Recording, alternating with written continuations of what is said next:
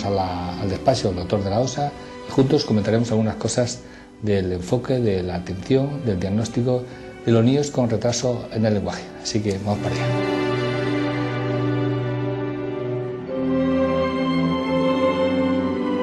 Bueno, estamos ya en el despacho del doctor de la OSA para comentar algunos aspectos de los niños con retraso del lenguaje. ¿Qué tal, Alberto? Vamos a compartir un diálogo para exponer este tema.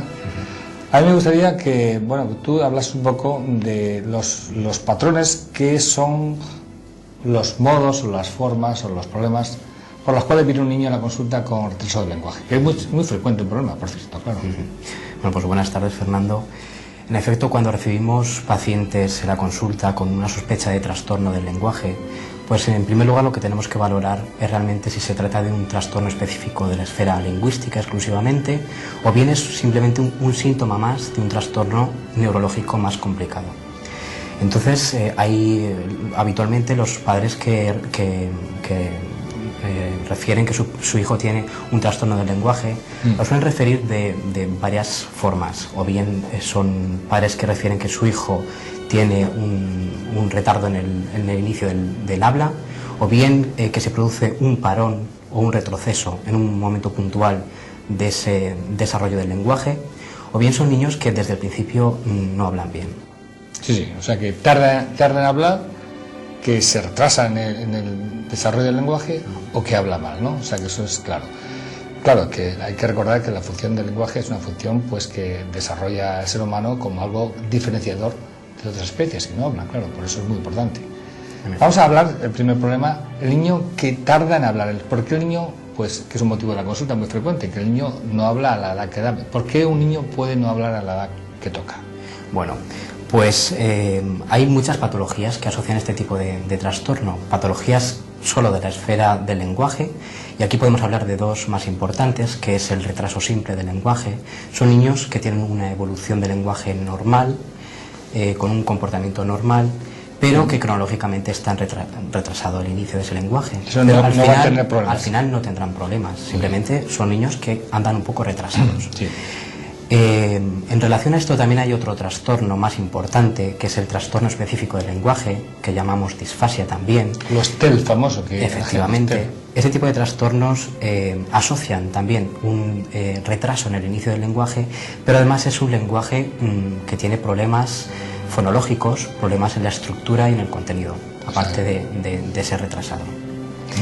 Después, dentro de la esfera de los trastornos que cursan con un inicio tardío en el lenguaje, pues hay también patologías como es el trastorno autista. Sí, yo me acuerdo que el tema, ¿se acuerdan ustedes que el trastorno autista lo tratamos aquí una de las veces? Que son niños que tienen problemas de la interacción social, del desarrollo del lenguaje y que además tienen intereses o algunos tipos de actuaciones particulares con movimientos o estereotipias, y claro, problemas del lenguaje, pues hay niños que tienen un retraso muy retrasado, son niños con autistas pues clásicos, o otros niños que paradójicamente tienen un desarrollo muy bueno del lenguaje y que también son niños con trastornos del espectro autista, con lo cual pues ahí vemos que el lenguaje juega un papel muy importante.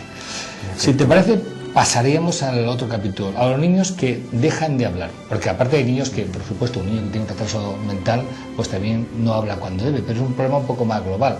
También cuando un niño le hacemos un estudio hay que ver su capacidad intelectual para estar seguro de que no hay un retraso mental, que es lo que contiene el lenguaje. Pero pasamos, para no ser muy extensos, a los niños que dejan de hablar, porque un niño que habla de pronto deja de hablar, que lo cual es también muy sorprendente, claro. Bueno, pues en efecto, cuando un niño deja de hablar, realmente estamos habitualmente ante una problemática del lenguaje más severa. Hablamos de trastornos que se denominan afasias, que es la ausencia parcial o completa del lenguaje. Pueden ser afasias primarias, que el niño de nacimiento ya no puede hablar, no habla, o bien secundarias, que es este caso que estamos hablando, y que suelen ser secundarias a trastornos médicos graves, por ejemplo, infecciones, por ejemplo, traumatismos craneoencefálicos o accidentes cerebrovasculares. La verdad es que son más raros en los niños en la infancia, pero también ocurren a niños afásicos, ¿no? Recordamos que los más problemáticos, los más frecuentes son las disfasias, que estas se comentaban antes, los TEL, ¿no? ¿Qué otras cosas hay? Junto a esto, pues hay una patología muy concreta que se denomina, es una que asocia también problemas paroxísticos de tipo epiléptico, que se denomina afasia epiléptica del Landau-Kleffner, sí. que tiene un patrón del electroencefalograma bastante característico y además asocia una afasia secundaria y en ocasiones también en convulsiones epilépticas. También yo quiero recordar que ahí precisamente vimos un niño que vino con un trastorno del desarrollo del lenguaje, en el cual lo más significativo es que, en fin, hablaba mejor y dejó de hablar también, no tenía ataques epilépticos, pero sin embargo tenía un problema que era una alteración de la actividad eléctrica cerebral, tenía un electroencefalograma alterado. Y esto es muy importante porque este síndrome de Landau-Kleffner-like, que se parece, son niños que no tienen trastornos de tipo epiléptico, pero sí trastornos de la actividad eléctrica cerebral. Esto quiere decir que hay una posibilidad terapéutica de dar una medicación que pueda normalizar esa actividad eléctrica cerebral y ver si eso influye en el normal desarrollo del lenguaje a partir de entonces. No quiere decir que sea automático, pero hay que hacerlo así. Sobre todo, hay que recordar que es absolutamente necesario en los niños con trastornos del lenguaje hacer un estudio electroencefalográfico, ¿verdad? Y sobre todo, un trastorno en fase de sueño, porque el sueño es un activador de descargas eléctricas anormales y en los niños con trastornos del lenguaje hay que descartar que estas aparezcan, ¿no? Luego, lo último, vamos a hablar, porque si no les cansaremos a los telespectadores. Los niños que hablan mal. También un niño que de pronto no habla en mutismo selectivo, pero en fin, lo dejamos como aparte, ¿no? Vamos a hablar de los niños que hablan mal. ¿Por qué un niño de pronto habla mal? Porque no habla como todo el mundo. Yo, por ejemplo, hablo mal a veces, ¿no? Hablo muy rápido, ¿no? Pero ¿por qué los niños a veces hablan mal? Bueno, habitualmente este tipo de casos sí que se trata de trastornos primarios del lenguaje.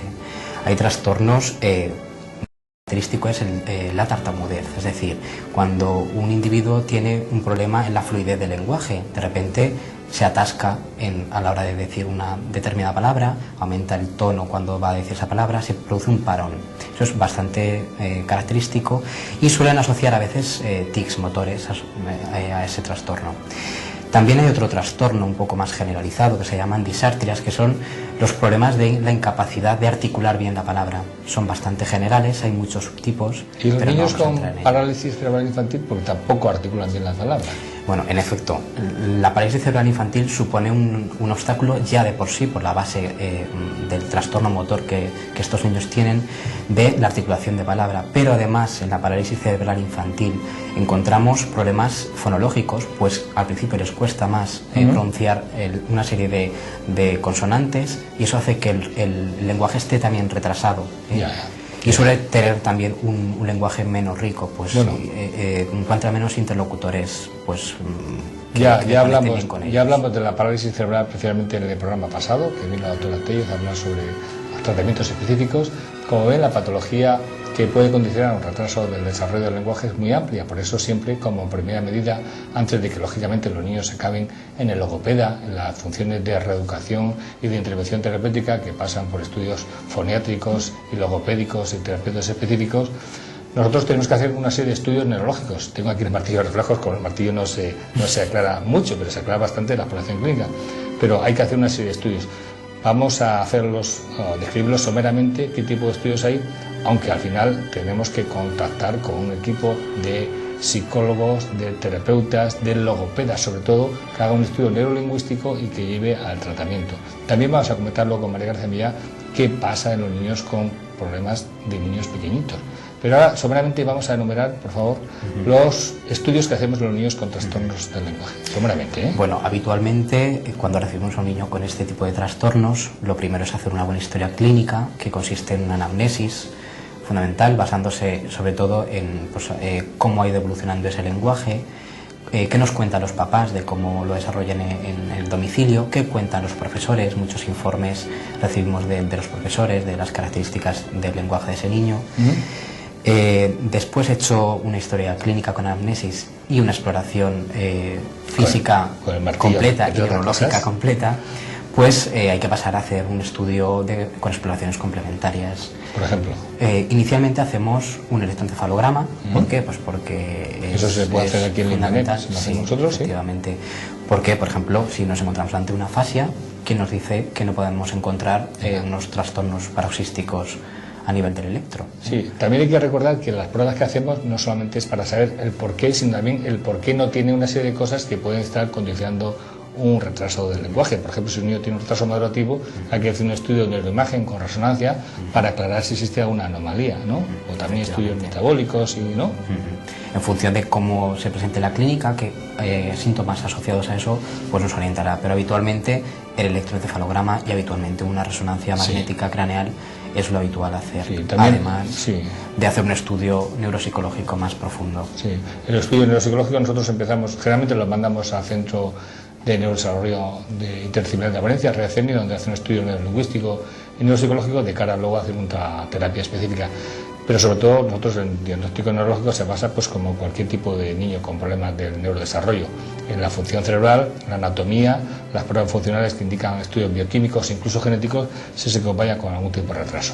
En fin, con esto yo creo que hemos hecho un buen repaso, ¿verdad?, de todo lo que es la patología del niño con problemas del lenguaje y sobre todo cómo se enfoca el estudio y por qué la necesidad de que venga a centros como el que ya conoce nuestra página web, linmanet.es, donde ahí tiene toda la información de las cosas que hacemos, incluso de los cursos, se pueden bajar toda la información y donde ahí se hacen los estudios, entre otros, de los niños con trastorno del lenguaje.